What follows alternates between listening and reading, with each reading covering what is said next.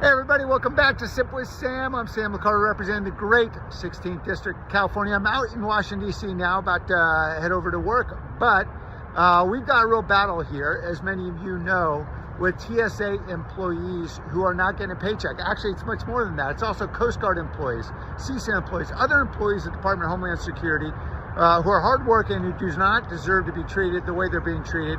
They haven't gotten a paycheck in the last 2 weeks. The paycheck they got before that was only partial. These families are struggling to pay bills, particularly the younger members of these teams.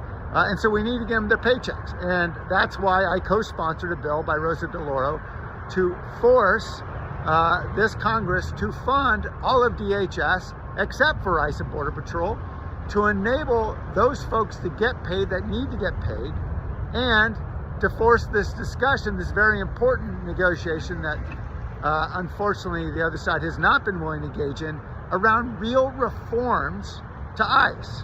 Now, this bill that Rosa DeLauro authored, that I co-sponsored, is not getting to the floor because the Republican leadership will not allow for the House to vote on it. Instead, the Senate's going to vote on an entire package that would include funding for ICE along with all these other employees.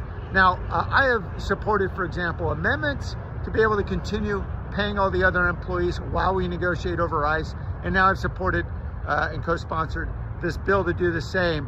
We need a Republican leadership that recognizes the imperative to get these employees paid while we negotiate over the long-term changes to ICE that frankly are really table stakes for any major city police department. I was just talking to a police chief of a major city police department, about 5 days ago, who said he can't believe it, that every major city police department in the country has to abide by basic requirements for accountability: body-worn cameras, independent investigations of officer-involved shootings, the basics, identification of every officer. This is what we require in any democratic society. ICE officers need to do the same. So let's get our TSA officers paid, and let's get reforms in place at ICE. I'll continue to push here in Washington. Thanks.